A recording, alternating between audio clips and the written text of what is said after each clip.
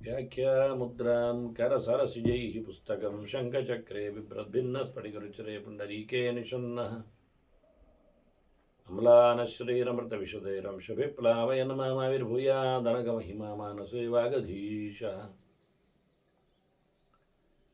नमस्ते प्राणेश प्रणतविभवायावनिमगाः नमस्वामिन् रामप्रियतमनमन् गुरुगुण नमस्तुभ्यं भीमप्रबलतमकृष्णेष्ट भगवन् नमः श्रीमन्मध्वप्रदिश सुदर्शन्नो जय जय श्रीगुरुभ्यो नमः। नारायणं सुरगुरुं जगदेकनाथं भक्तप्रियं सकललोकनमस्कृतं च त्रैगुण्यवर्जितमजं विभुमाद्यमीशं वन्दे भवग्रहम् अमरासुरसिद्धवन्द्यं नारायणं नमस्कृत्य नरं चैव नरोत्तमं देवीं सरस्वतीं व्यासं ततो जयमुदीरये। ವೇದವ್ಯಾಸರ ಮಹಾಭಾರತದ ಚಿಂತಕರಿಗೆ ವಂದನೆಗಳು. ಶಾಂತಿ ಪರ್ವದ 497ನೆಯ ಪ್ರವಚನ ಭಗವಂತನ ನಾಮಚಿಂತನೆಗಳ ಬಗ್ಗೆ ಜನಮೇಜಯ ಇಷ್ಟಪಟ್ಟಾಗ ವೈಶಂಪಾಯನರು ಕೃಷ್ಣನೇ ಹೇಳಿದ್ದಾನೆ ಅರ್ಜುನನಿಗೆ ಅಂತ ಹೇಳಿ ಹಳೆಯ ಇತಿಹಾಸವೊಂದನ್ನು ಗುರುತಿಸ್ತಾರೆ.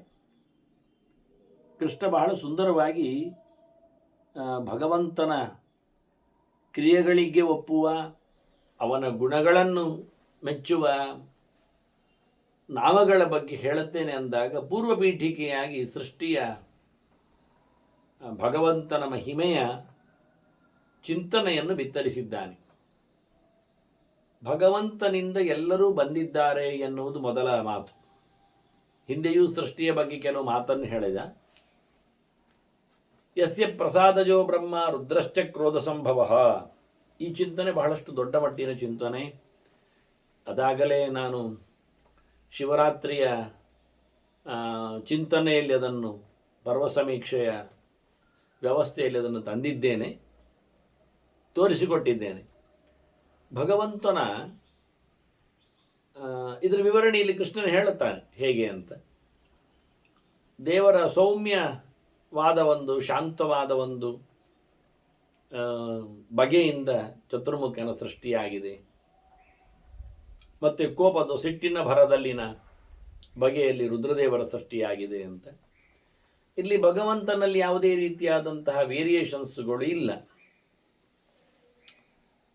ಕೃಷ್ಣನೇ ಹೇಳಿಕೊಂಡಿದ್ದ ನಮೇ ದ್ವೇಷ್ಯೋಸ್ತಿ ನ ಪ್ರಿಯ ಅಂತ. ಹಾಗಾಗಿ ಭಗವಂತ ಕೃಷ್ಣ ಅವನು ಭಾವನೆಗಳಿಗೆ ಬದಲಾಗುವವನಲ್ಲ, ವಿಕಾರವನಲ್ಲಿ ಇಲ್ಲ. ಮತ್ತೆ ತೋರಿಸಬಾರದು ಅಂತೇನಿಲ್ಲಲ್ಲ. ಹಾಗಾಗಿ ಬೆವರಿಳಿಸಿದ ಹಾಗೆ, ಸಿಟ್ಟು ಬಂದ ಹಾಗೆ, ದುಗುಡಪಟ್ಟವನಾಗಿ, ಬೇಸರಗೊಂಡವನಾಗಿ, ಆಶ್ಚರ್ಯಚಕಿತನಾದವನಂತೆಲ್ಲ ವರ್ತಿಸಿದ್ದಾನೆ ಲೋಕಕ್ಕೆ ಬಂದಾಗ. ಮತ್ತೆ ಸೃಷ್ಟಿಯಲ್ಲಿ ಅದನ್ನು ತೋರಿಸಲು ಸುಗ ಅದನ್ನು ಅವನು ಗುಣಲಕ್ಷಣಗಳನ್ನು ಕಾಪಾಡಿಕೊಳ್ಳುತ್ತಾನೆ. ಸೃಷ್ಟಿಗಾಗಿ ಆದದ್ದರಿಂದ ಒಂದು ರೀತಿಯ ಪ್ರಸನ್ನತೆಯಲ್ಲಿ ಸೃಷ್ಟಿಯ ಕಾರ್ಯ, ಒಂದು ಪ್ರೀತಿ, ಒಂದು ವಿಶ್ವಾಸ, ಒಂದು ಅರಳುವಿಕೆ, ಇವೆಲ್ಲ ಅಲ್ಲಿದೆ. ಹಾಗೆ ಸಂಹಾರದಲ್ಲಿ ಮುದುಡುವಿಕೆ, ಬೇಸರ, ಸಿಟ್ಟು, ಕೋಪ ಇದೆ. ಅದರಿಂದ ಶಾಂತತೆ ಮತ್ತು ಉಗ್ರತೆ ಇದೆರಡು ವ್ಯತ್ಯಾಸ. ಈ ಸಂಗತಿಗಳು ಬಹಳ ದೊಡ್ಡ ಮಟ್ಟಿನಲ್ಲಿ ನೆಲೆಗೊಂಡಿವೆ. ಇದನ್ನು ಅಗ್ನಿಶೋಮಾತ್ಮಕಂ ವಿಶ್ವಂ ಅಂತ ಹೇಳುವ ನೆಲೆಯಲ್ಲಿಯೂ ಮಾತಾಡಿದ್ದಾರೆ, ತೋರಿಸಿಕೊಟ್ಟಿದ್ದಾರೆ. ಶಾಸ್ತ್ರ ಬಹಳ ವಿಸ್ತಾರವಾಗಿದೆ. ಅದರ ಕೆಲವು ಸಣ್ಣ ತುಣುಕನ್ನು ನನ್ನ ಸಂಧ್ಯಾ ಸಮೀಕ್ಷೆಯಲ್ಲಿ ನಾನು ಗುರುತಿಸಿದ್ದೇನೆ.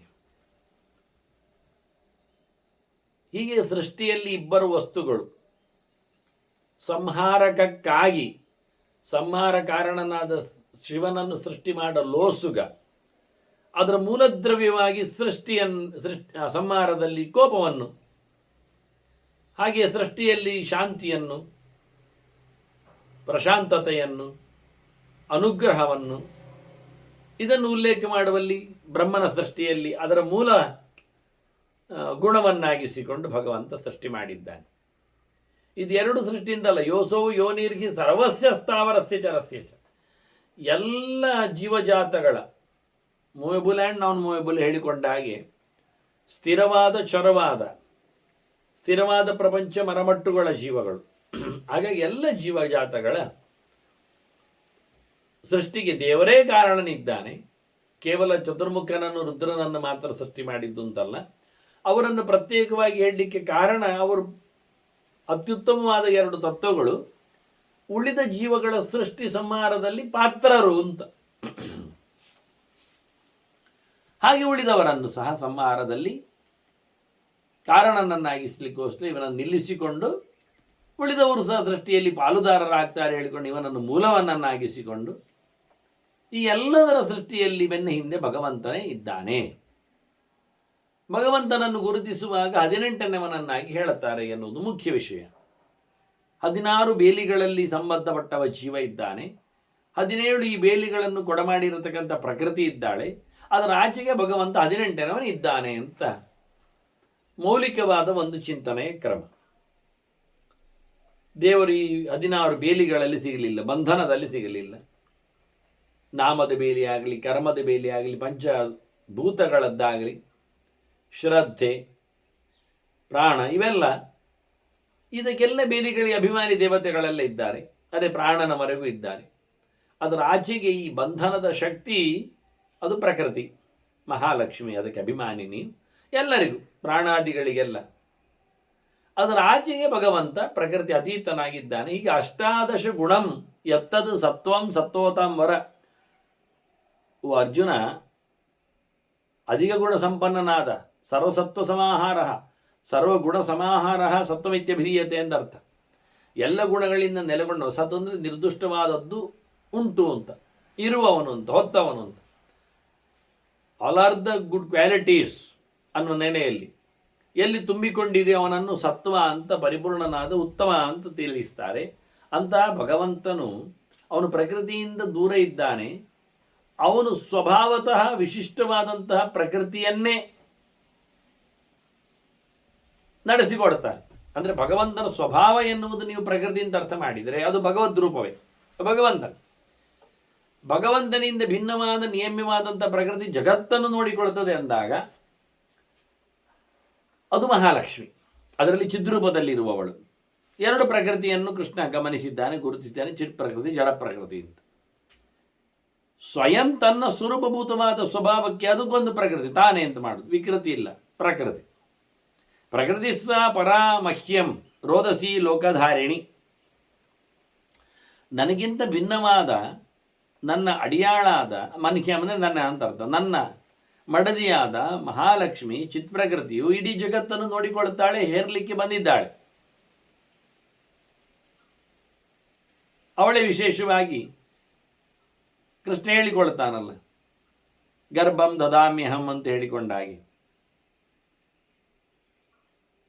ತಾನೂ ಸಹ ಇಡೀ ಜಗತ್ತನ್ನು ಸಹಜವಾಗಿ ಹೊತ್ತು ನಿಂತಿದ್ದಾನೆ ದೇವರು. ಅಂತಹ ಭಗವಂತನ ಶಕ್ತಿ ತತ್ರ ತತ್ರ ಸ್ಥಿತೋ ವಿಷ್ಣು ತತ್ವ ಶಕ್ತಿ ಪ್ರಬೋಧೆಯನ್ನು ಏಕೆಯೋ ಮಹಾಶಕ್ತಿ ಅಂತ ಒಂದೇ ವಿಚಿತ್ರವಾಗಿರತಕ್ಕಂಥ ಶಕ್ತಿ ಭಗವಂತ. ಅವನು ಋತ ಸತ್ಯ ಮರ ಜಯ್ಯ ಲೋಕಾನಾಮಾತ್ಮ ಸಂಹಿತ ತಸ್ಮಾತ್ ಸರ್ವಾ ಪ್ರವರ್ತಂತೆ ಸರ್ಗ ಪ್ರಳಯ ವಿಕ್ರಿಯಾ. ಲೋಕದಲ್ಲಿ ಎಲ್ಲ ಕ್ರಿಯೆಗಳಾಗುವಂಥದ್ದು ಭಗವಂತನ ಶಕ್ತಿಯಿಂದಲೇ. ಭಗವಂತನಲ್ಲಿ 2 ಪ್ರಕಾರವಾದ ಶಕ್ತಿ ಇದೆ. ಒಂದು ಸ್ವರೂಪಭೂತವಾದದ್ದು, ಒಂದು ಭಿನ್ನವಾದದ್ದು. ಭಿನ್ನವಾದದ್ದು ಲಕ್ಷ್ಮಿ ಮುಂತಾದವರು, ಅವರನ್ನು ನಿಯಮನದಲ್ಲಿ ಇವನೇ ಇಟ್ಟುಕೊಳ್ಳುವುದು, ಇವನ ಕಂಟ್ರೋಲಲ್ಲಿ ಅದು ಕೆಲಸ ಆಗುವಂಥದ್ದು. ನಾವು ಕೈಯಲ್ಲಿಯೂ ಹೊಡಿತೇವೆ, ಕೋಲಲ್ಲಿಯೂ ಹೊಡಿತೇವೆ ಹೇಳಿದ ಹಾಗೆ. ಕೈಯಲ್ಲಿ ಹೊಡೆಯುವಾಗ ಕೈಯನ್ನು ಕತ್ತಿಯಾಗಿಸಿಕೊಂಡು ಹೊಡಿತೇವೆ, ಕೈಯಲ್ಲಿ ಕತ್ತಿ ಹಿಡ್ಕೊಂಡಾಗ ಕತ್ತಿಯಲ್ಲೇ ಹೊಡಿತೇವೆ. ಆದರೆ ಕೈಯನ್ನು ಕತ್ತಿಯಾಗಿಸಲಿಕ್ಕೆ ಬರ್ತದೆ, ಅದು ಸ್ವರೂಪಭೂತವಾದ ಆಯುಧ ಆಯಿತು. ಆಗ ಅವನದ್ದೇ ಸ್ವರೂಪ ಅಂದರೆ ಅವನದ್ದೇ ಅಂತ. ಅಲ್ಲಿ ಅವನಲ್ಲಿ ಭಿನ್ನತೆ ಉಂಟು, ಆದರೂ ದೇವರಲ್ಲಿ ಅದು ಇಲ್ಲ. ಮತ್ತು ಅವನು ಹಿಡಿದುಕೊಂಡದ್ದನ್ನು ಜಡವಾದದ್ದಾದ್ರಿಂದ ನಮಗೆ ಜಡವಾದದ್ದು ಪ್ರತ್ಯಕ್ಷ ಅರ್ಥ ಆಗ್ತದೆ. ಆದರೆ ಅವನು ದೂಡಿದ್ದಾನೆ ಸ್ವಯಂ ಒಬ್ಬನನ್ನು ತನ್ನ ಕೈಯಿಂದಲೇ, ಮತ್ತೆ ಇನ್ನೊಬ್ಬನನ್ನವ ದೂಡಿದ್ದಾನೆ. ಹೇಗೆ ಅಂದರೆ ಅವನ ಪಕ್ಕದಲ್ಲಿ ಇದ್ದವನನ್ನು ದೂಡಿದ್ದಾನೆ. ಹೀಗೆ ಅಂತ ಹೇಳ್ತೀರಿ, ಜೀವನಿಂದ ಜೀವನನ್ನು ದೂಡಿಸಿದ. ತಾನು ದೂಡಿದ್ದಲ್ಲದೆ ತನ್ನ ಪಕ್ಕದವನನ್ನು ದೂಡುವ ಮೂಲಕ ಇನ್ನೊಬ್ಬರನ್ನು ದೂಡಿದ್ದಾನೆ. ಹೀಗೆ ಮಾಡಲಿಕ್ಕೂ ಬರ್ದು ಹೀಗೆ ಪ್ರಕೃತಿಯಾದಿಗಳು ಜೀವರನ್ನು ನಿಯಮಿಸಿಕೊಂಡು ಅವರಿಂದ ದೇವರು ಜಗತ್ತಿನ ವ್ಯಾಪಾರವನ್ನು ಮಾಡಿಸ್ತಾನೆ. ಭಗವಂತನಲ್ಲಿ ಸ್ವಯಂಭೂತವಾದ ಶಕ್ತಿ ಇದೆ. ಋತ, ಸತ್ಯ, ಅಮರ, ಅಜಯ್ಯ, ಲೋಕಾನಾಂ ಆತ್ಮ ಸಂಹಿತ ಪಂಚಶಕ್ತಿಯನ್ನು ಭಗವಂತನದ್ದಿಲ್ಲಿ ಗಮನಿಸಲಿಕ್ಕೆ ಆಗ್ತದೆ. ಇಂಥದ್ದು ಸುಮಾರು ಶಕ್ತಿಗಳುಂಟು. ನಾವು ಭಗವಂತನ ನ್ಯಾಸವನ್ನು ಮಾಡುವಲ್ಲಿ ಶಕ್ತಿನ್ಯಾಸಗಳನ್ನೆಲ್ಲ ಮಾಡಿಕೊಳ್ಳಲಿಕ್ಕೆ ಬರ್ತದೆ. ಅಂಥದ್ದು ಸುಮಾರು ಶಕ್ತಿಗಳಿವೆ. ಪೂರ್ತಿ, ಸಂಹಿತ್, ಪ್ರತಿಷ್ಠಾ ಇವೆಲ್ಲ ಹೇಳಿಕೊಂಡಾಗೆ ಇನ್ನೂ ಅನೇಕ. ಅದು ಮಾತ್ರ ಅಲ್ಲ, ಅಲ್ಲಿ ಹೇಳಿದ 11 ಮಾತ್ರ ಅಲ್ಲ, ಪ್ರತಿಷ್ಠಾ ಅವ ಅಷ್ಟೇಗಳಲ್ಲ, ಇನ್ನೆಷ್ಟೋ ಉಂಟು. ಇನ್ನೆಷ್ಟೋ ತತ್ವ ಸಂಗ್ರಹಗಳಲ್ಲಿ ಭಗವತ್ ಶಕ್ತಿಗಳನ್ನು ಗುರುತಿಸಿದ್ದಾರೆ. ಇಲ್ಲಿ ಈಗ 5 ಶಕ್ತಿಗಳು. ಒಂದು ಅರಿವಿನ ಮೂಟೆ ಭಗವಂತ, ಇನ್ನೊಂದು ಅರಿವಿನಂತೆ ಕ್ರಿಯಾಶೀಲನೂ ಆಗಿದ್ದಾನೆ ಎನ್ನುವುದೊಂದು ಮುಖ. ಅದರೊಟ್ಟಿಗೆ ಅವನೆಂದೂ ಸಹ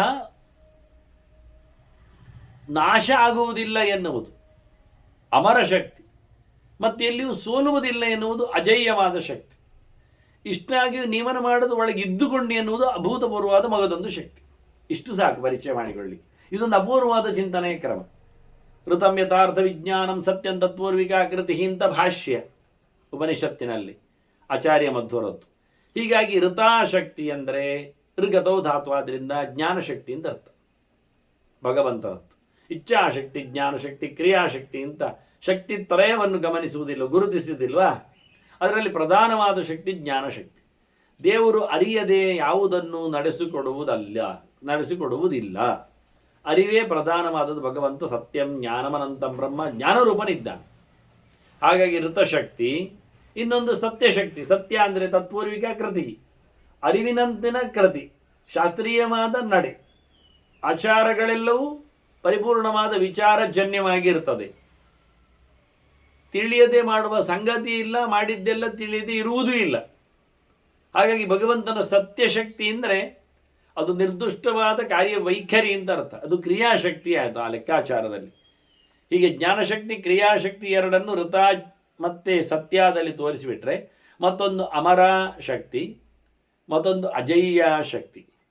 ಅಮರ ಅಂದರೆ ನಾಶಗೊಂದದ ಶಕ್ತಿ. ಭಗವಂತನ ಶಕ್ತಿ ಕೊನೆಗೊಳ್ಳುವುದಿಲ್ಲ. ಮನುಷ್ಯನಲ್ಲಿ ಮಾತಾಡಿ ಸೋಲ್ತಾನೆ, ಮಾತಿನ ಶಕ್ತಿ ನಿಲ್ತದೆ. ನಡೆದುಕೊಂಡು ಸೋಲ್ತಾನೆ, ನಡಿಗೆ ಶಕ್ತಿ ನಿಲ್ತದೆ.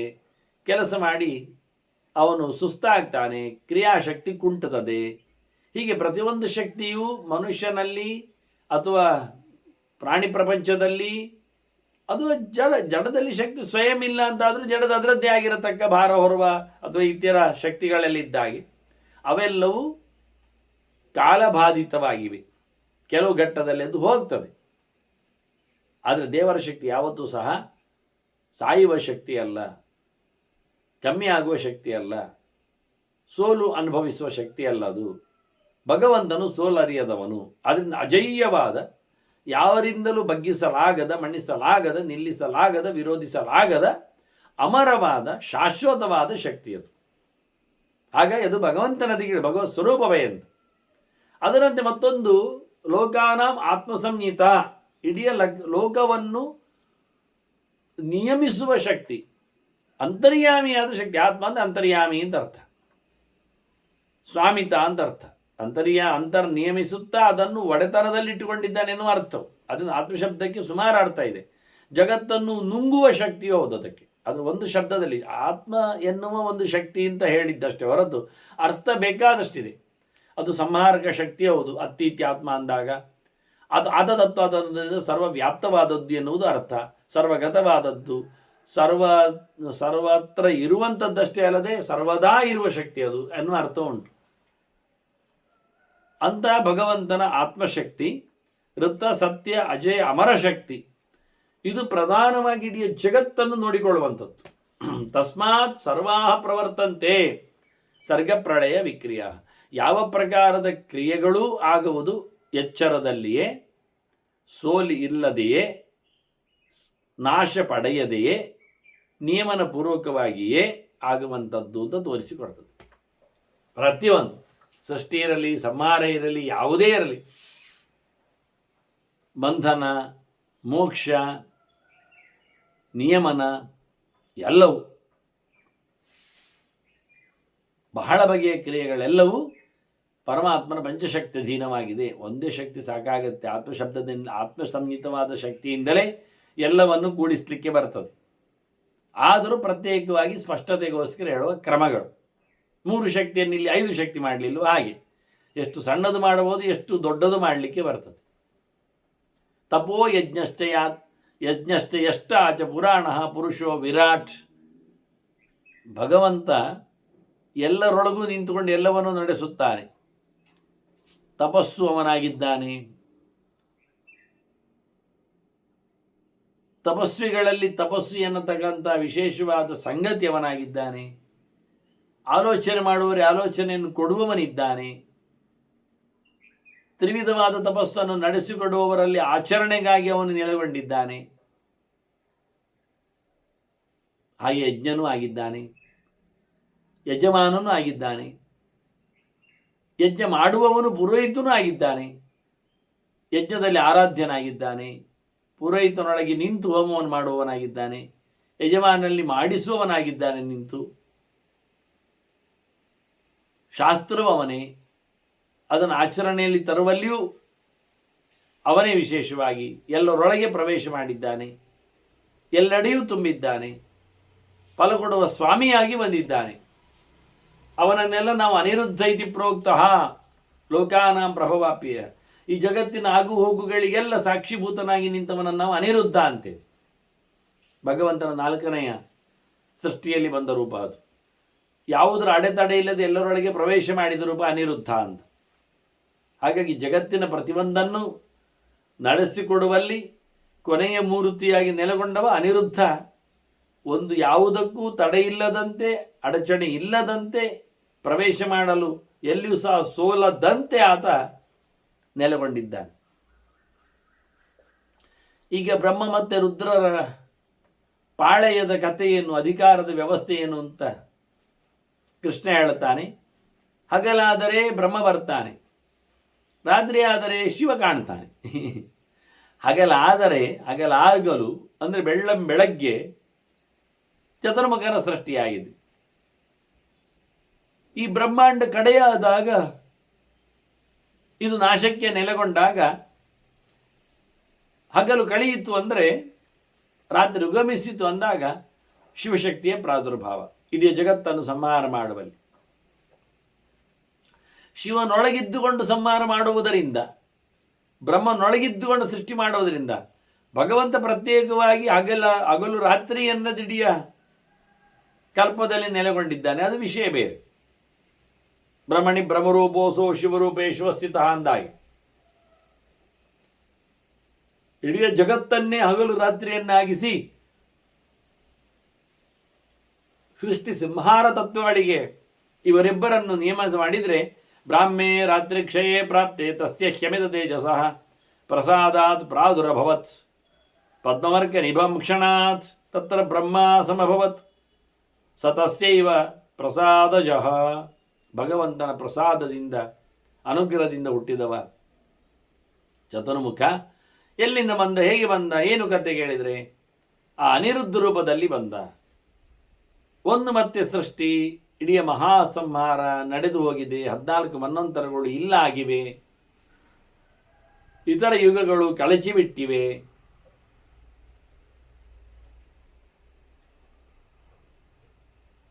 ಮೊದಲ ಬಾರಿಗೆ ಚತುರ್ಮುಖ ಬರ್ತಾ ಇದ್ದಾನೆ. ಸೃಷ್ಟಿ ಆರಂಭ ಆಗ್ತಾ ಇದೆ. ಹಾಗಾಗಿ ರಾತ್ರಿ ಕಳೆದಿದೆ, ಬೆಳಿಗ್ಗೆ ಆಗ್ತಾ ಉಂಟು. ಇನ್ನು ಸೂರ್ಯೋದಯದ ಸಮಯ ಬರಲಿಲ್ಲ. ಅರ್ಲಿ ಮಾರ್ನಿಂಗ್ ಬಿಫೋರ್ ಸನ್ರೈಸ್, ಬ್ರಾಹ್ಮ ಮುಹೂರ್ತ. ಬ್ರಾಹ್ಮ ಮುಹೂರ್ತ ಬಂದದ್ದು ಯಾಕೆ? ಬ್ರಹ್ಮ ಬಂದದ್ರಿಂದ ಬ್ರಾಹ್ಮ ಮುಹೂರ್ತ.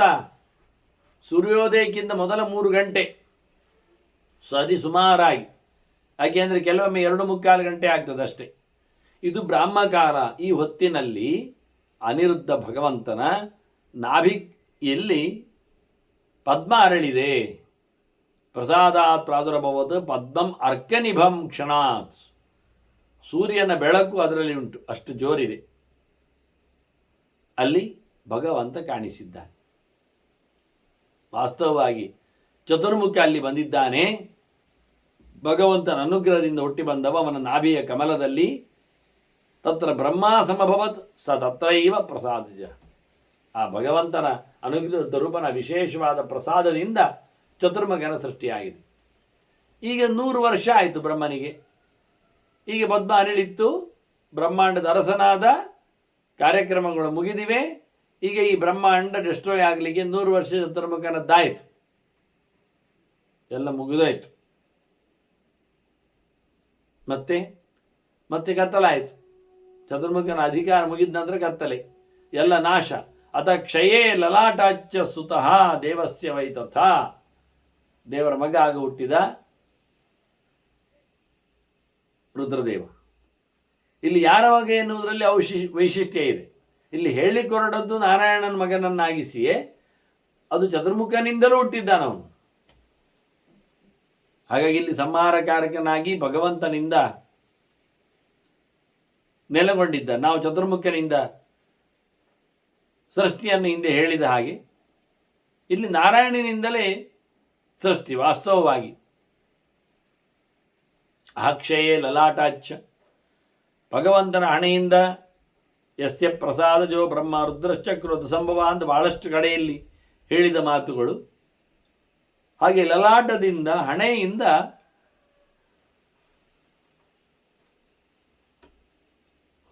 ನೆತ್ತಿಯಿಂದ ಚತುರ್ಮುಖನ ಸೃಷ್ಟಿಯಾಗಿದ್ರೆ ಮಹಾಲಕ್ಷ್ಮಿದ್ದು, ಇಲ್ಲಿ ಹಣೆಯಿಂದ ರುದ್ರದೇವರ ಸೃಷ್ಟಿ. ಇದು 2 ಪ್ರಕಾರದಲ್ಲಿ, ಬ್ರಹ್ಮನ ಹಣೆಯಿಂದಲೂ ಸೃಷ್ಟಿ ಯಾವುದು, ಭಗವಂತನ ಹಣೆಯಿಂದಲೂ ಸೃಷ್ಟಿ ಯಾವುದು.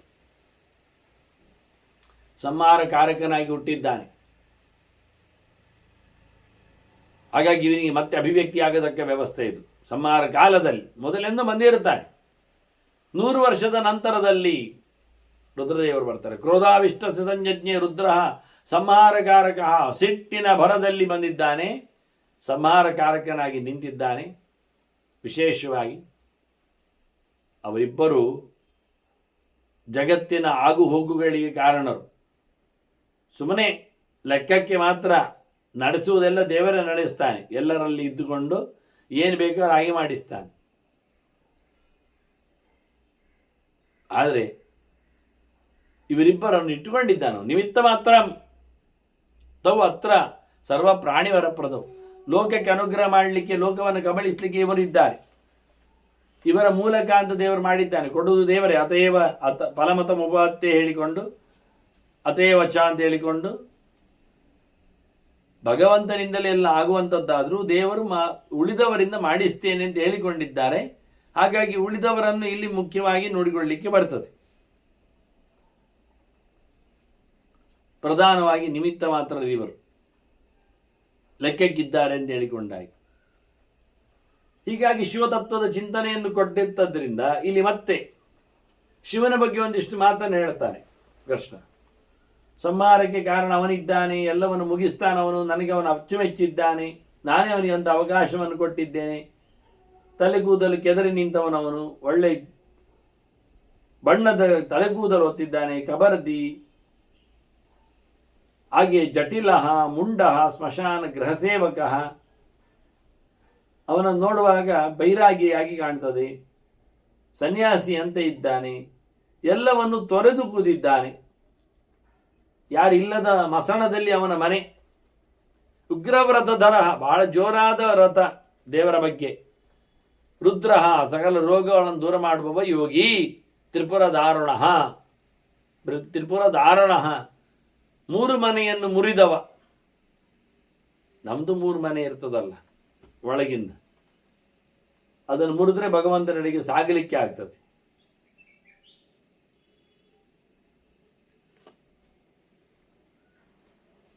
ಅಂತವನು ದಕ್ಷಯಜ್ಞ ಹರಶ್ಚೈವ ಭಗನೇತ್ರ ಹರಸ್ತತ. ತನಗೆ ಅವಮಾನ ಆಗಿತ್ತು ಎನ್ನುವ ನೆಲೆಯಲ್ಲಿ ದಕ್ಷನ ಯಜ್ಞವನ್ನೇ ಮುಗಿಸಿದ್ದಾನೆ. ಅಲ್ಲಿ ಭಗ ಎನ್ನತಕ್ಕಂಥ ಅದಿತಿ ಮಗನ ಕಣ್ಣನ್ನು ಕುಕ್ಕಿದ್ದಾನೆ. ಸಂಹಾರಕಾರಕ ಅಂತ ಹೇಳಿಕೋಸ್ಕರ ತೋರಿಸಿಕೊಟ್ಟದ್ದು ಹೇಗೆ ಅವನು ಸಂಹಾರಕನಿದ್ದಾನೆ ಅಂತ. ಮತ್ತೆ ಭಗವಂತನ ವಿಶೇಷವಾದ ಪ್ರೀತಿಗೆ ಪಾತ್ರನೇ ಆಗಿದ್ದಾನೆ. ಅವನೊಳಗೆ ಭಗವಂತ ನೆಲೆಗೊಂಡಿದ್ದಾನೆ. ನಾರಾಯಣಾತ್ಮಕ ಜ್ಞೇಯ, ಭಗವಂತನಿಗೆ ಅಚ್ಚುಮೆಚ್ಚವ ಅವನವನೇ ಅಂತ ಹೇಳಿಕೊಂಡು ಕೃಷ್ಣ ಪಾಂಡವೇಯ ಯುಗೆ ಯುಗೆ ಅಂತ ಬಹಳ ಬಾರಿ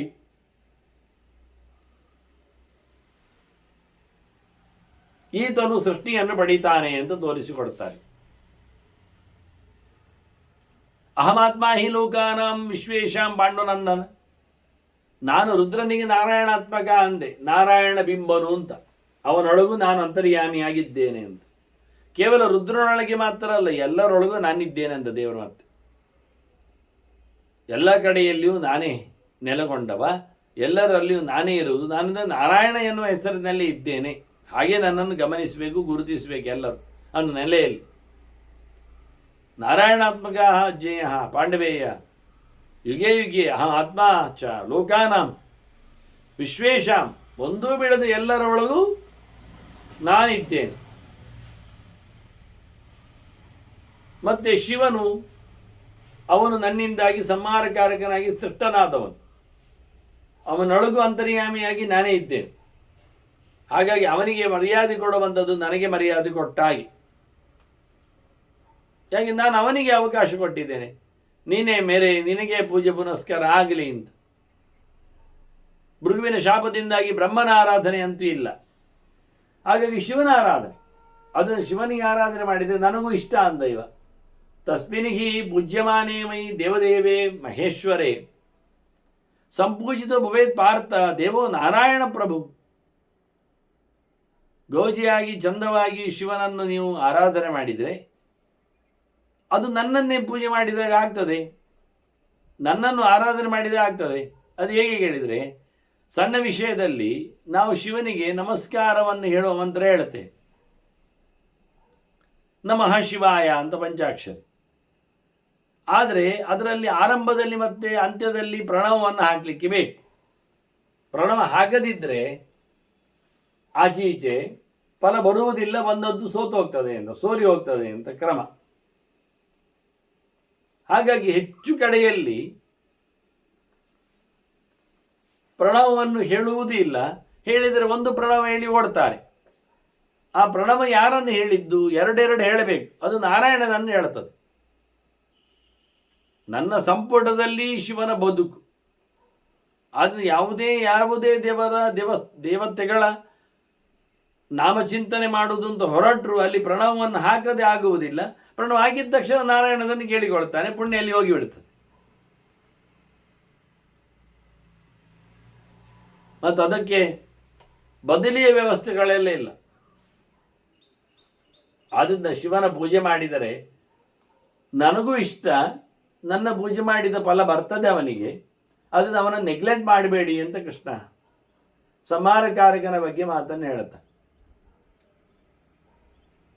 ಮತ್ತು ನಾನು ಸಹ ಪೂಜೆ ಮಾಡ್ತೇನೆ ಅವನನ್ನು ಪುರುಷೋತ್ತಾದಾಗ. ಯಾಕೆ ಕೇಳಿದರೆ, ನಾನು ಮಾಡದೇ ಇದ್ದರೆ ಜನ ಅವನನ್ನು ಪೂಜೆ ಮಾಡುವುದಿಲ್ಲ. ಉಳಿದವರದ್ದು ನೋಡಿ ಕಲಿಯುವುದು ಬಹಳ ಜನ ಕಡಿಮೆ. ಕೃಷ್ಣ ನೇರ ಹೇಳಿಬಿಟ್ಟ, ಯದ್ಯಹಂ ನಾರ್ಚೇಯಂ ವೈ ಈಶಾನಂ ವರದಂ ಪ್ರಭಂ. ನಾನನ್ನೊಮ್ಮೆ ಪೂಜೆ ಮಾಡಿದರೆ ನಾನು ನನ್ನನ್ನೇ ಪೂಜೆ ಮಾಡಲಿಲ್ಲ ಆಗ್ತದೆ. ಆತ್ಮಾನಂ ನಾರ್ಚೇತ್ ಕಶ್ಚಿತ್. ನಾನು ಪೂಜೆ ಮಾಡುವುದು ಅಂದರೆ ಶಿವನನ್ನು ಪೂಜೆ ಮಾಡುವುದು ಹೇಳಿದ್ದು ಒಳಗಿದ್ದವನನ್ನು ಅಂತ ಅರ್ಥದಲ್ಲಿ. ಒಳಗಿರುವುದು ನಾನೇ ಪೂಜೆ ಮಾಡದೆ ಹೋದರೆ ಮತ್ತೆ ಒಳಗಿದ್ದವನಿಗೆ ಪೂಜೆ ಯಾರು ಮಾಡ್ತಾರೆ? ಅಂತರ್ಯಾಮಿ ಪೂಜೆಯ ಬಗೆಯನ್ನು ಹೇಳಿಕೊಡುವುದು ಯಾರು? ದೇವರಿದ್ದಲ್ಲಿ ಹೇಳಿಕೊಡ್ಬೇಕಲ್ಲ, ಬೇರೆ ಕಡೆಯಲ್ಲಿ ಹೇಳಲಿಕ್ಕೆ ಆಗುವುದಿಲ್ಲಲ್ಲ. ಬೇರೆ ಕಡೆಯಲ್ಲಿ ಅದು ವಸ್ತು ಪ್ರದರ್ಶನಾಲಿಗಿಟ್ಟಾಗಿ ಸುಮ್ಮನೆ ತೋರಿಕೆಗಿಟ್ಟಾಗ ಆಗ್ತದೆ, ಪ್ರಭಾವಳಿಯಂತೆ. ಇದು ಹಾಗಲ್ಲ. ಅದನ್ನು ಕೃಷ್ಣ ಹೇಳುತ್ತಾನೆ, ಶಿವನ ಅರ್ಚನೆ ಪೂಜೆ ಪುನಸ್ಕಾರ ಮಾಡಿದರೆ ನಾರಾಯಣನಿಗೆ ಭಾರಿ ಇಷ್ಟ ಮಾಡಿದಂತೆ ಆಗ್ತದೆ. ಅವ ಪ್ರಧಾನನಾದ್ದರಿಂದ. ಮತ್ತೆ ನಾನೇ ಮಾಡಿಕೊಂಡಿದ್ದೇನೆ ಹಾಗೆ. ಮಯಾ ಪ್ರಮಾಣ ಮೀಕೃತಂ ಲೋಕಃ ಸಮನು ಬರ್ತದೆ. ನಾನು ಯಾವುದನ್ನು ಪ್ರಮಾಣ ಮಾಡುತ್ತೇನೆ ಅದು ಲೋಕವೇ ಅನುಸರಿಸ್ತದೆ. ಸಯತ್ ಪ್ರಮಾಣ ಗುರುತೆ ಲೋಕ ತದನು ಬರ್ತದೆ ಅಂತ ಕೃಷ್ಣನ್ ಹೇಳಿರ್ತಾನೆ. ಉತ್ತಮ ಏನು ಮಾಡ್ತಾನೆ ಅದನ್ನೇ ಉಳಿದವರು ಮಾಡ್ತಾರೆ ಅಂತ. ಆದ್ದರಿಂದ ಇಲ್ಲಿ ಕೃಷ್ಣ ಉತ್ತಮ ಅಂತ ಲೋಕದಲ್ಲಿ ಚಾಲ್ತಿರಲಿಕ್ಕೆ ಹೋಗಿ ಮನುಷ್ಯ ಲೋಕದಲ್ಲಿ ಹುಟ್ಟಿದಾಗ ಮನುಷ್ಯರಂತೆ ಪ್ರವರ್ತನೆ ಮಾಡಿ ಉಳಿದವರಿಂದ ಮಾಡಿಸಿ ಹೋಗಿದ್ದಾನೆ.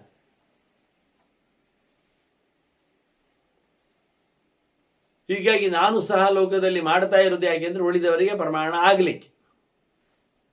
ಮತ್ತು ಯಾರು ನನ್ನನ್ನು ತಿಳ್ಕೊಳ್ತಾರೆ ಅವರು ಅವನನ್ನು ತಿಳ್ಕೊಂಡಾಗಿ, ಯಾರು ಅವನನ್ನು ತಿಳ್ಕೊಳ್ತಾರೆ ಅವನು ನನ್ನನ್ನು ತಿಳ್ಕೊಂಡಾಗಿ. ಯಾಕೆಂದರೆ ನಮ್ಮಿಬ್ಬರಲ್ಲಿ ಅಭಿಪ್ರಾಯ ಭೇದಗಳು ಇಲ್ಲ.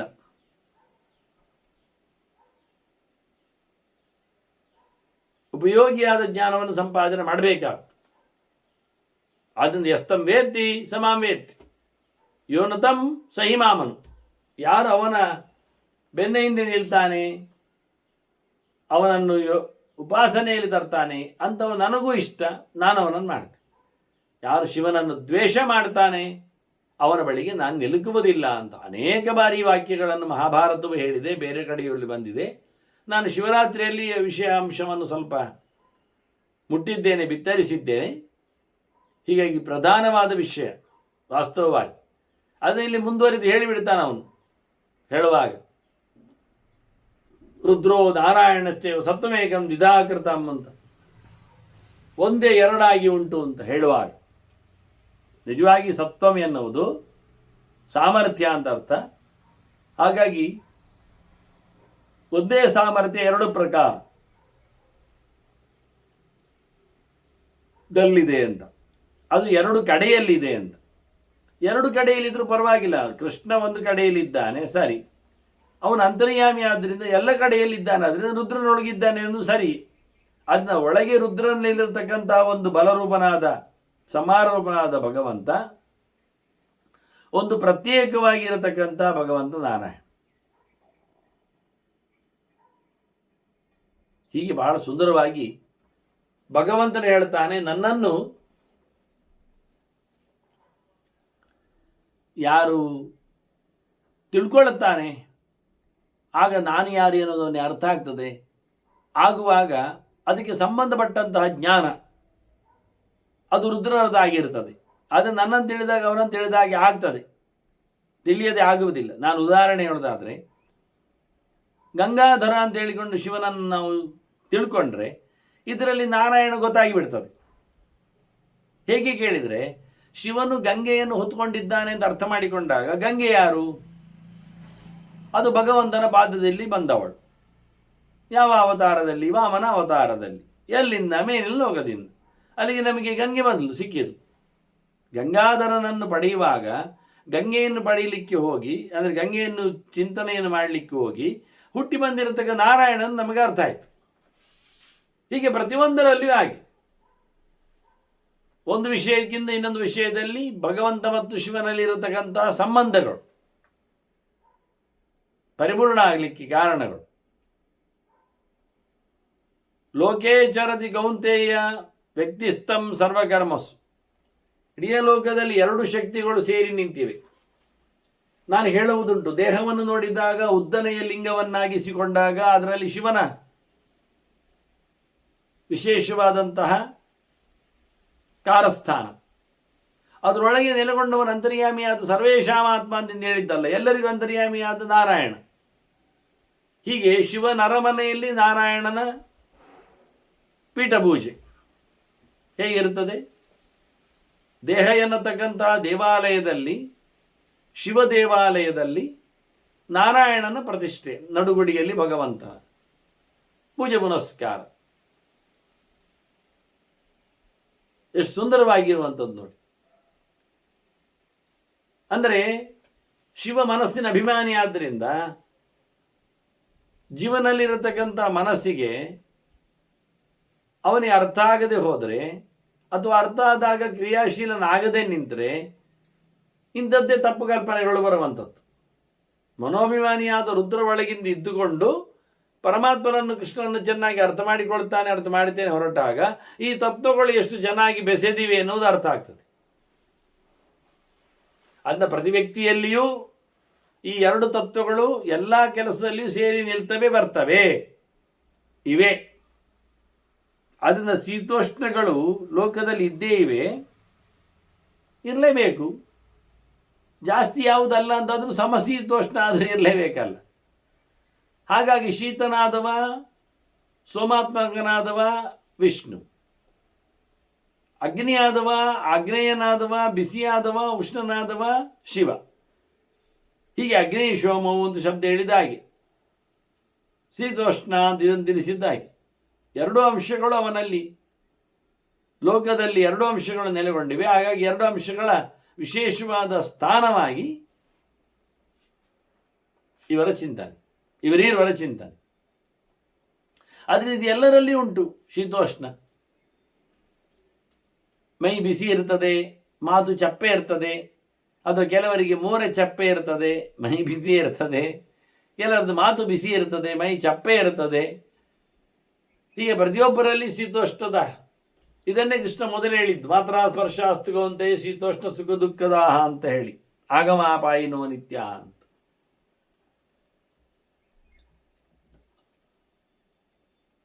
ನೆಹಿಮೆ ಕೇನಚಿದ್ದೇಯ ವರಹ ಪಾಂಡವ ನಂದನ.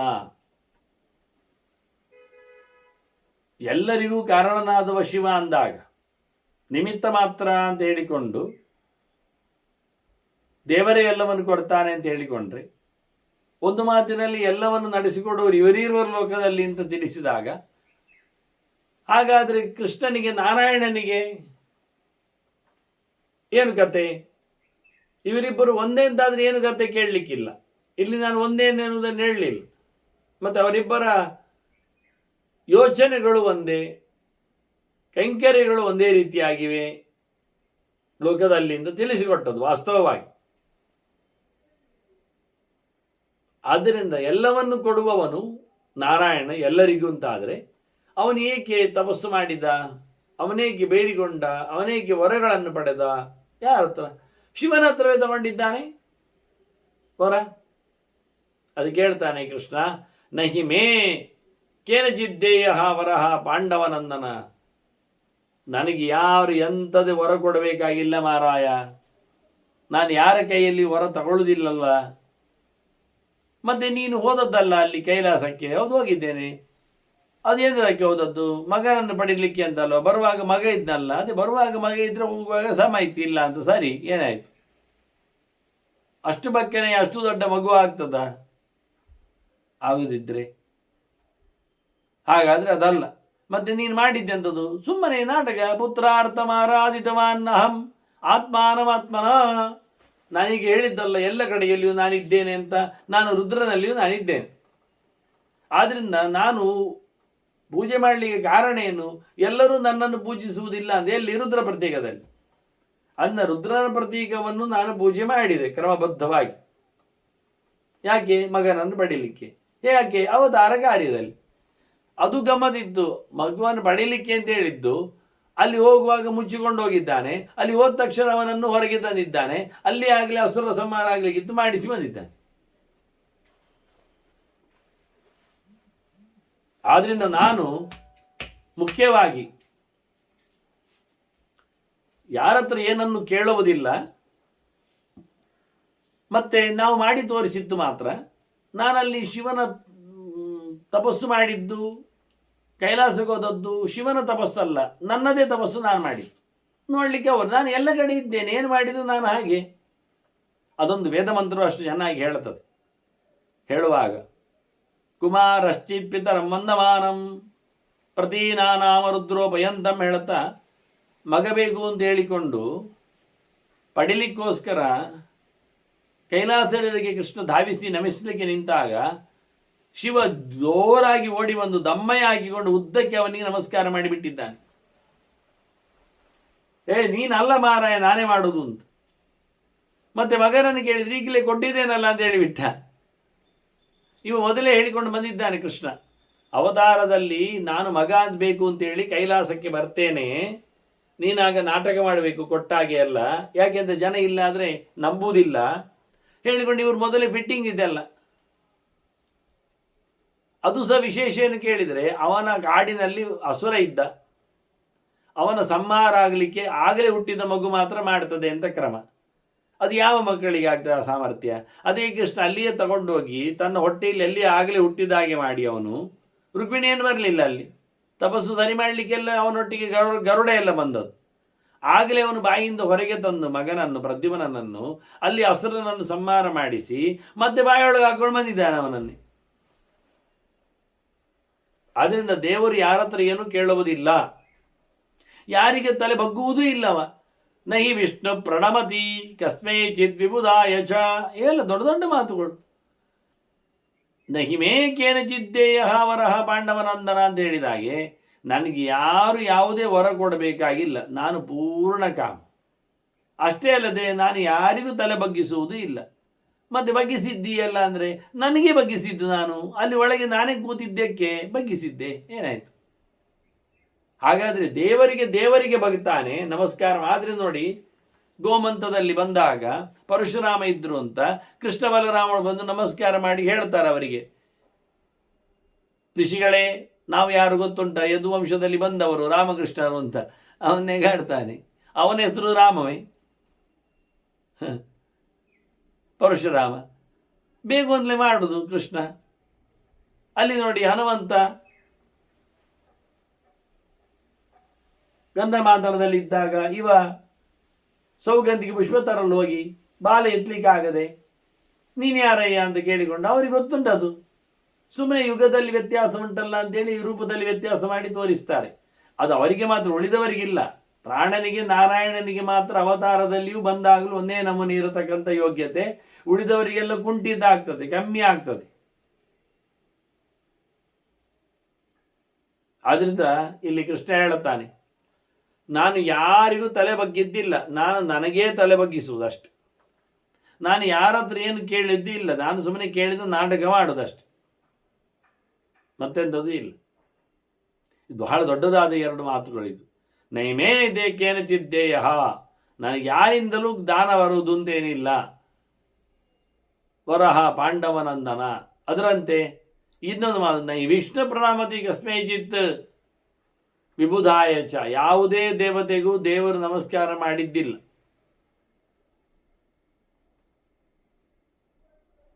ಮತ್ತೆ ಅವನ್ನೇ ಮಾಡು. ಋತೆ ಆತ್ಮಾನಮೇಮೇತಿ ತಥೋ ರುದ್ರನ್ನ ಮಾಮ್ಯಹಂ. ಹಾಗಾದ್ರೆ ರುದ್ರನಿಗೆ ನಮಸ್ಕಾರ ಮಾಡಿದ್ದುಂಟಲ್ಲ, ಅದು ರುದ್ರನ ಒಳಗಿನ ರುದ್ರನಿಗೆ ಮಾರಾಯ, ರುದ್ರನ ಒಳಗಿನ ರುದ್ರನಲ್ಲದವನಿಗೆ. ಅರುದ್ರಂ ನಮಾಮ್ಯಹಂ ಅಂತ ಅರ್ಥ ಇದೆ. ತಥೋ ಅರುದ್ರನ್ ನಮಾಮ್ಯಹಂ, ರುದ್ರನಲ್ಲದವ ರುದ್ರ ಭಿನ್ನನನ್ನು ನಮಸ್ಕಾರ ಮಾಡಿ, ಯಾರ ಅಂತರ್ಯಾಮಿಯನ್. ಮತ್ತೆ ರುದ್ರ ಶಬ್ದವು ಭಗವಂತನನ್ನೇ ಹೇಳುದು, ರುಜಂದ್ರಾವಯತೆ ಅಸ್ಮಾತ್ ರುದ್ರ ತಸ್ಮಾತ್ ಜನಾರ್ದನ ಅಂತ ಹೇಳಿ ಕೃಷ್ಣನೇ ಹೇಳಿ. ಋತೇ ಆತ್ಮಾನಂ, ನನ್ನನ್ನಲ್ಲದೆ ನಾನೆಲ್ಲಿಯೂ ಯಾರಿಗೂ ತಲೆ ಬಗ್ಗಿಸಿದ್ದಿಲ್ಲ. ಹಾಗೆ ನನ್ನ ಕ್ರಮ, ಹಾಗೆ ಮಾಡಿದ್ದೆ. ಎಲ್ಲರೂ ದೇವರನ್ನೇ ಪೂಜೆ ಮಾಡುವುದಲ್ವ ಮಾರಾಯ. ಸಬ್ರಹ್ಮಕಾಹ ಸರುದ್ರಾಶ್ಚ ಸೇಂದ್ರಾಹ ದೇವಾಹ ಸಹರ್ಷಿಭಿ. ಎಲ್ಲ ದೇವತೆಗಳು ಪೂಜೆ ಮಾಡುವಾಗಲೂ ಬ್ರಹ್ಮನನ್ನು ಸೇರಿಸಿಕೊಂಡೇ ಪೂಜೆ ಮಾಡ್ತಾರೆ. ಬ್ರಹ್ಮನು ಬರ್ತಾನೆ ಪೂಜೆಯಲ್ಲಿ, ರುದ್ರನು ಬರ್ತಾನೆ. ಅದರಿಂದ ಬ್ರಹ್ಮರುದ್ರರೊಂದು ಪ್ರತ್ಯೇಕ ಇಲ್ಲ. ಅವರದ್ದು ಪೂಜೆ ದೇವತೆಗಳೊಟ್ಟಿಗೆ ಸೇರಿಯೇ ಆಗ್ತದೆ. ಮಾಡುದು ಯಾರನ್ನು? ದೇವರನ್ನೇ ಮಾಡುದು ಎಲ್ಲರೂ. ಸಬ್ರಹ್ಮಕಾಹ ಸರುದ್ರಾಶ್ಚ ಸೇಂದ್ರಾಹ ದೇವಾಹ ಸಹರ್ಷಿಭಿ. ಋಷಿಗಳನ್ನೆಲ್ಲ ಕರೆದುಕೊಂಡು ಸೇರ್ತಾರೆ. ಆದರೆ ಇವರೆಲ್ಲ ಮಾಡುವುದು ಒಂದೇ ಪ್ರಕಾರ. ಅರ್ಚಯಂತಿ ಸುರಶ್ರೇಷ್ಠಂ, ಭಗವಂತನನ್ನಲ್ಲದೆ ದೇವಂ ನಾರಾಯಣಂ ಹರಿಂ, ಎಲ್ಲರಿಗಿಂತ ಮಿಗಿಲಾದ ದೇವರನ್ನು ಪೂಜೆ ಮಾಡ್ತಾರೆ ಅವರು. ಎಲ್ಲಕ್ಕಿಂತ ಮಿಗಿಲಾದ ದೇವರು ಯಾರು? ಎಲ್ಲರಿಗೂ ಬೇಕಾದವನು, ಎಲ್ಲರನ್ನು ನೋಡಿಕೊಳ್ಳುವವನು, ಅಷ್ಟೇ ನಾರಾಯಣ. ನಾರಾಯಣ ಅಂದರೆ ಎಲ್ಲ ನರರಿಗೂ ಆಸರೆಯು ಅಂತ ಅರ್ಥ. ಓಹೋ, ಹಾಗಾದ್ರೆ ಸುರಾಯಣ ಅಲ್ಲವ, ನಾರಾಯಣ. ನಾರಾಯಣ ಮಾರಾಯರೇ, ನರ ಶಬ್ದದ ಅರ್ಥ ಎಂಥದು? ನರಮಣಂ ಯಶಾಮ್ ಅಂತ ಅರ್ಥ. ರತಿ ಇಲ್ಲದವ ಅಂತ, ಖುಷಿ ಇಲ್ಲದವ ಅಂತ, ಆನಂದ ಇಲ್ಲದವ ಅಂತ. ಯಾರಿಗೆ ಆನಂದ ಉಂಟು? ಪೂರ್ಣವಾದ ಆನಂದ ಯಾರಿಗೂ ಇಲ್ಲ. ಚೂರು ಆನಂದ ಎಲ್ಲರಿಗೂ ಉಂಟು, ಅಷ್ಟು. ಎಂತಹ ಕಷ್ಟದಲ್ಲಿದ್ದವನಿಗೂ, ಸರ್ವಸ್ವ ಲಾಸಾಗಿ ನಿಂತವನಿಗೂ ನಾನು ದುಃಖದಲ್ಲೇ ಇದ್ದೇನೆ ಎಂದು ಅವನು ಹೇಳಲಿಕ್ಕೆ ಆಗುವುದಿಲ್ಲ. 100ಕ್ಕೆ 100 ಅವನ ದುಃಖ ಅಲ್ಲ. ಯಾಕೆಂದರೆ ಅವನ ಹತ್ರ ನಾವು ಕೇಳ್ತೇವೆ, ನೀನು ಉಸಿರಾಡ್ತಾ ಇಲ್ವಾ? ಇದ್ದೇನೆ.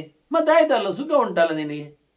ಅದು ನಾನು ಕಷ್ಟದಲ್ಲಿ ಉಸಿರಾಡ್ತೇನೆ, ಉಸಿರಾಡ್ತಾ ಇದ್ದೀಯಲ್ಲ, ಸುಖ ಉಂಟಲ್ಲ. ಆಕ್ಸಿಡೆಂಟ್ ಆಯಿತು, ಕೈಕಾಲು ಮುರಿದೋಯ್ತು, ಆಗ ಕಷ್ಟದಲ್ಲಿ ಉಸಿರಾಡ್ತಾ ಇದ್ದಾನೆ. ಆಗ ನನಗೆ ಪೂರಾ ಕಷ್ಟವೇ, ನಾನು 0 ಸುಖದಲ್ಲಿದ್ದೇನೆ ಅವನು ಹೇಳೋದಿಲ್ಲ. ಯಾಕೆ? ಉಸಿರಾಡ್ತಾ ಇರುವುದು ಒಂದು ಸುಖವೇ, ಸತ್ತೋಗ್ಲಿಲ್ಲಲ್ಲ ನೀನು. ಆದ್ದರಿಂದ ಅಲ್ಪ ಸುಖವೂ ಮಹತ್ ಸುಖ ಇಲ್ಲಿ. ಉಸಿರಾಡುವುದೇ ದೊಡ್ಡ ಸಂಗತಿ. ಕೈಕಾಲು ಮುರಿದೋಗ್ಲಿ, ವೈದ್ಯರು ಬರ್ತಾರೆ, ನೋಡ್ತಾರೆ, ಆಕ್ಸಿಡೆಂಟ್ ಆಗಿದೆ, ಕೈಕಾಲೆಲ್ಲ ಮುರಿದೋಗಿದೆ, ಎಲ್ಲೆಲ್ಲೂ ಏನೇನು ಆಗಿದೆ. ಓ, ಎಲ್ಲ ಸರ್ಜನ್ ಒಟ್ಟಾಗಿ ಹೇಳ್ತಾ ಇದ್ದಾರೆ ಎಲ್ಲ ಸರಿ ಮಾಡುವ. ಆದರೆ ಮೊದಲು ಹೇಳ್ತಾರೆ, ಮೊದಲು ಅವನ ಉಸಿರಾಟ ಸರಿ ಇರಬೇಕು, ಮುಖ್ಯ ಅದು. ಅದನ್ನು ಸರಿ ಮಾಡಲಿಕ್ಕೆ ಮೊದಲು. ಮತ್ತೆ ಕೈ ಸರಿ ಮಾಡೋದು, ಕಾಲು ಸರಿ ಮಾಡೋದು, ಹೆಚ್ಚು ಕಮ್ಮಿ ಆದದನ್ನೇ ಅದೆಲ್ಲ ಮತ್ತೆ. ಈಗ ಅದನ್ನು ಮೊದಲು ಮಾಡುವುದಲ್ಲ, ಇದು ಮೊದಲಿಗೆ ವಿಷಯ ಅಲ್ಲ ಅದು. ಆದರೆ ಅದೆಲ್ಲ ಉಂಟಾ ಇಲ್ಲೋ ನೋಡುವುದಿಲ್ಲ, ಮೊದಲು ಉಸಿರುಂಟ ಇಲ್ಲೋ ನೋಡ್ತಾರೆ. ಉಸಿರಿದ್ರೆ ಅದೆಲ್ಲ ಆಗ್ತದೆ. ಉಸಿರೇ ಒಂದು ಇಲ್ಲದಿದ್ದರೆ ನೀವು ಅದನ್ನೆಲ್ಲ ಏನು ಮಾಡಿದರೂ ಪ್ರಯೋಜನ ಇಲ್ಲ.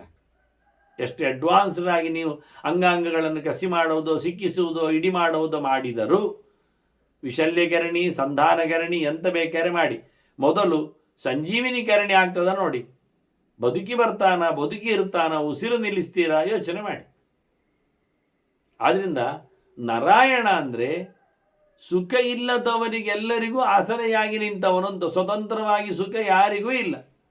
ಮಹಾಲಕ್ಷ್ಮಿಯು ಭಗವದ್ ಅಧೀನವಾಗಿ ಆನಂದವನ್ನು ಉಣ್ಣುವವಳು. ದೇವರಿಗೆ ಆನಂದ ಅವರಿಂದಲೇ. ಸ್ವಾಮಿ ಹಿಮನಿ ಪ್ರತಿಷ್ಠಿತ ಅಂತ ಅವನು ಸ್ವರವಣ ಇದ್ದ. ಅದರ ರಮೆಗೂ ಅವಳಿಗೆ ತಕ್ಕುದಾದ, ಅವಳಿಗಿಂತ ಮಿಗಿಲಾದ, ಅವಳನ್ನು ರಮಿಸುವ ರಮಣ ಬೇಕು. ದೇವರಿಗೆ ದೇವರು ತಾನಾಗಿಯೇ ತಾನೇ ಸ್ತ್ರೀ ರೂಪಗಳಿಂದಲೂ ತನ್ನದೇ ಆದ ರೂಪಗಳಿಂದಲೂ ಆನಂದವನ್ನು ಅನುಭವಿಸ್ತಾನೆ. ಬೇಕಾದರೆ ಅವನಿಗೆ ಆನಂದದ ಪ್ರಶ್ನೆ ಇಲ್ಲ, ಆನಂದಂ ರೂಪನೇ ಅವನು. ಸತ್ಯಂ ಜ್ಞಾನಂ ಆನಂದಂ ಬ್ರಹ್ಮ ಅಂತೇಳಿ, ಆನಂದಾಧ್ಯೇವ ಕಲ್ವಿಮಾನಿ ಭೂತಾನಿ ಜಾಯಂತೆ ಅಂತ, ಆನಂದಂ ಬ್ರಹ್ಮೇ ದಿವ್ಯಜಾನಾದು ಅಂತ. ಹಾಗಾಗಿ ನಾರಾಯಣ ಅಂದರೆ ಸ್ವಂತವಾಗಿ ಯಾರು ಸುಖವನ್ನು ಪಡೆಯಲು ಅಸಮರ್ಥರೋ ಅವರಿಗೆಲ್ಲರಿಗೂ ಆನಂದವನ್ನು ಕೊಡುವವನು, ಅವರಿಗೆ ಆಸರೆಯಾಗಿ ನಿಂತವನು ಆನಂದಕ್ಕೆ. ಹಾಗಾಗಿ ಮುಕ್ತರು ಇದ್ದಾರಲ್ಲ, ಹೌದು ಮುಕ್ತರಿದ್ದಾರೆ, ಅವರು ಆನಂದ ನಿರಂತರವಾಗಿ ಅನುಭವಿಸ್ತಾರಲ್ಲ, ಅನುಭವಿಸ್ತಾರೆ. ಆದರೆ ಮುಕ್ತರಾಗುವ ಮುಂಚೆ ಅವರು ಭಗವಂತನಿಂದಲೇ ವಿಶೇಷವಾಗಿ ಸಾಧನೆಯನ್ನು ನಡೆಸಿ ಆನಂದವನ್ನು ಪಡೆದದ್ದು, ಸೌಕರ್ಯವನ್ನು ಪಡೆದದ್ದು, ಮೋಕ್ಷವನ್ನು ಪಡೆದದ್ದು. ಈಗಂತೂ ಇದ್ದಾರಲ್ಲ, ಈಗವೂ ಅವರ ಆನಂದ ಭಗವದಧೀನವೇ ಅಷ್ಟೇ. ಅವರಿಗೆ ಜ್ಞಾನ ಇಲ್ಲದಾಗ ಜ್ಞಾನ ಕೊಟ್ಟದ್ದು ಸಮ, ಮೋಕ್ಷ ಸಿಗದಿದ್ದಾಗ ಮೋಕ್ಷ ಕೊಟ್ಟದ್ದು ಅಷ್ಟೇ ಸರಿ. ಆನಂದವನ್ನು ನಿರಂತರವಾಗಿ ಅನುಭವಿಸ ಮಾಡುವವನು ಅವನು ದೇವರೇ. ಅಲ್ಲಿ ಮೊಟ್ಟು ಮುಗಿಯುವುದಿಲ್ಲ. ಆನಂದ ಕೊಟ್ಟಾಯಿತು, ಇವತ್ತು ನಾಳೆ ಕೊಡಬೇಕು, ನಾಡಿದ್ದು ಕೊಡಬೇಕು. ನಿರಂತರವಾಗಿ ನಿತ್ಯವಾಗಿ ಪ್ರತಿ ಕ್ಷಣದಲ್ಲಿಯೂ ಅವರು ಆನಂದವಾಗಿರಲಿಕ್ಕೆ ಕಾರಣ ದೇವರು. ಅಜ್ಞಾನಾಂ ಜ್ಞಾನದೋ ವಿಷ್ಣು ಜ್ಞಾನಿನಾಂ ಮೋಕ್ಷದಷ್ಟ ಆನಂದದಷ್ಟ ಮುಕ್ತಾನಾಂ ಸಯವೇಕೋ ಜನಾರ್ದನ. ಮುಕ್ತನೂ ತನ್ನ ಆನಂದವನ್ನು ತಾನೇ ಮಾಡಿಕೊಳ್ಳುವಂತೆ ಇಲ್ಲ. ದ್ರವ್ಯಂ ಕರ್ಮಚ ಕಾಲಚ ಸ್ವಭಾವೋ ಜೀವ ಏವ ಚೇತನಗ್ರಹದ ಸಂತಿ. ಮುಕ್ತ ಜೀವನೂ ಭಗವದ್ ಅಧೀನನಾಗಿದ್ದಾನೆ. ತಮೃತಸ್ತೇಷಾನಃ ಅಂತ ಅವನು ನಿರಂತರವಾಗಿ ತನ್ನ ಅನುಭವವನ್ನು, ಆನಂದವನ್ನು, ತನ್ನ ದರ್ಶನವನ್ನು ಪಡೆಯುವಂತೆ ಮಾಡುವವನು ದೇವರೇ. ಮುಕ್ತನಿಗೆ ನಿರಂತರವಾಗಿ ದೇವರ ದರ್ಶನ ಇದೆ, ಕಣ್ಣಿಂದ ತಪ್ಪಿಸಿಕೊಳ್ಳಲಿಕ್ಕಿಲ್ಲ. ದೇವರು ಯಾಕೆ ಮಾಡಿದ? ಅದು ದೇವರೇ ಮಾಡಿದ, ಅವನ ಆನಂದವನ್ನು ನಿರಂತರವಾಗಿ ನಿಲ್ಲಿಸಲಿಕ್ಕೆ. ಹೀಗಾಗಿ ಅರ್ಚಯಂತಿ ಸುರಶ್ರೇಷ್ಠಂ ದೇವಂ ನಾರಾಯಣಂ ಹರಿ. ಎಲ್ಲರೂ ನಾರಾಯಣ ಅಲ್ಲದ ಇನ್ಯಾರನ್ನು ಪೂಜೆ ಮಾಡುವುದಿಲ್ಲ. ಯಾಕೆ? ಅವನು ಹರಿ, ಅವನು ನಮ್ಮ ಪಾಪಗಳನ್ನು ಅಪಹರಣ ಮಾಡ್ತಾನೆ. ಅವನು ಹರಿ ಇದ್ದಾನೆ, ದೋಷದಿಂದ ದೂರ ಇದ್ದಾನೆ, ನಾರಾಯಣ ಇದ್ದಾನೆ, ಗುಣದಿಂದ ತುಂಬಿದ್ದಾನೆ. ಕೂಡಿಸು ಕಳಿ ಎರಡು ಎಲ್ಲಿ ಉಂಟು? ಎಲ್ಲ ಗುಣಗಳು ಇವೆ, ಒಂದು ದೋಷವೂ ಇಲ್ಲ, ಅದು ದೇವರು ಮಾತ್ರ. ಉಳಿದವರಲ್ಲಿ ಇಲ್ಲ. ಉಳಿದವರಲ್ಲಿ ಪ್ರಪಂಚದಲ್ಲಿದ್ದವರಿಗೆ ಪ್ರಪಂಚ ಎನ್ನುವ ದೋಷ ಉಂಟು, ಸಂಸಾರ ಎನ್ನುವ ದೋಷ ಉಂಟು. ಮುಕ್ತರಿಗೆ ಸಕಲ ಗುಣ ಸಂಪೂರ್ಣ ಆಯಿತು ಅಂತ ಅಂದರೂ ಸಹ ಅವರಿಗೆ ಅವರ ಕೆಳಗಿನವರಿಗೆ ಅವರು ಗುಣವಂತರಾಗಿದ್ದರು, ಅವರ ಮೇಲಿನವರಿಗೆ ಅವರು ಅಡಿಯಾಳ ಆಗೇ ಇದ್ದಾರೆ. ಅವರಿಗೆ ಯಾವುದೇ ಪ್ರಕಾರವಾದ ಜಗತ್ತನ್ನು ಸೃಷ್ಟಿ ಮಾಡುವ ಸಾಮರ್ಥ್ಯ ಆಗಲಿ ಇದು ಯಾವುದು ಬರುವುದಿಲ್ಲ. ಹೀಗೆ ವಿಶೇಷವಾಗಿ ಎಲ್ಲೆಡೆಯೂ ಸಹ ದೋಷ ಎನ್ನುವುದು ಉಂಟೇ ಉಂಟು. ಸಕಲ ದೋಷವರ್ಜಿತನಾದವ ಭಗವಂತ ಮಾತ್ರ. ಹಾಗಾಗಿ ನಮ್ಮದು ದೋಷ ತೆಗೆಯುವ, ನಮಗೂ ಗುಣವನ್ನು ಕೊಡುವ, ನಮಗೂ ಸುಖವನ್ನು ಕರುಣಿಸುವ, ನಮಗೂ ದುಃಖವನ್ನು ಕಳೆಯುವ ಅದು ದೇವರು. ಹರಿ ಅಂದರೆ ನಮ್ಮ ದುಃಖ ತೆಗಿತಾನೆ, ನಾರಾಯಣ ಅಂದರೆ ನಮಗೆ ಆಸರೆಯಾಗಿ ನಮ್ಮನ್ನು ಉದ್ಧಾರ ಮಾಡಿ ನಮ್ಮನ್ನು ಅನುಗ್ರಹಿಸ್ತಾನೆ, ಸುಖವನ್ನು ಕೊಡ್ತಾನೆ. ಹೀಗೆ ಪ್ಲಸ್ ಮತ್ತು ಮೈನಸ್, ಬೇಕು ಮತ್ತು ಬೇಡ ಇವು ಎರಡಕ್ಕೆ ಕಾರಣ ಆದ ಭಗವಂತ. ಅದಕ್ಕೆ ಎರಡು ದೃಷ್ಟಾಂತ, ಎರಡು ಶಬ್ದದಿಂದ ಕೃಷ್ಣ ಹೇಳ್ತಾ ಇದ್ದಾನೆ. ಅರ್ಚಯಂತಿ ಎಲ್ಲರೂ, ಯಾವ ಪಾಳೆಯದವರು ಸ ಬ್ರಹ್ಮಕಾಹ, ಬ್ರಾಹ್ಮರು ಅನ್ನುವರು, ಸರುದ್ರಾಶ್ಚ ರೌದ್ರರು ಅನ್ನುವರಂದು ಶೈವರಾಗಲಿ, ಬ್ರಾಹ್ಮರಾಗಲಿ ಅಥವಾ ಐಂದ್ರರಾಗಲಿ, ಇವರು ಯಾರೆಲ್ಲ ಆಗಲಿ, ಯಾವ ಮತದವರು ಯಾವ ರೀತಿಯಲ್ಲೇ ಆಗಲಿ, ಋಷಿಗಳ ಪರಂಪರೆಯವರೇ ಇರಲಿ, ಎಲ್ಲಿಯವರೇ ಇರಲಿ, ಅಷ್ಟೂ ಜನರು ಭಗವಂತನನ್ನು ಚಿಂತನೆ ಮಾಡ್ತಾರೆ, ನಾರಾಯಣನನ್ನೇ ಹರಿಯನ್ನೇ ಉಪಾಸನೆ ಮಾಡ್ತಾರೆ. ಅವರು ಹರನನ್ನಲ್ಲ ಅಥವಾ ಬೇರೆ ಯಾವನನ್ನಲ್ಲ. ಹೇಗೆ ರುದ್ರನೂ ಸೇರಿಕೊಂಡು ಅಂತ ಹೇಳಿದ್ರಿಂದ ಬಹಳ ಸುಂದರವಾಗಿ ಸರ್ವೋಚ್ಚನಾದ ಭಗವಂತನ ಉಪಾಸನೆಯ ಮುಖಗಳು ಏನು ಅಂತ ಕೃಷ್ಣ ತೋರಿಸಿಕೊಟ್ಟು, ಇನ್ನು ಮುಂದೆ ಅವನ ಒಂದೊಂದೇ ನಾಮಗಳ ಬಗ್ಗೆ ಚಿಂತನೆಯನ್ನು ಕೊಡ್ತಾನೆ. ಅದನ್ನು ಮತ್ತೆ ಸೇರಿದಾಗ ಕೇಳುವ ವಂದನೆಗಳೊಂದಿಗೆ ಶ್ರೀಕೃಷ್ಣ ನಾರಾಯಣ ನಾರಾಯಣ ನಾರಾಯಣ.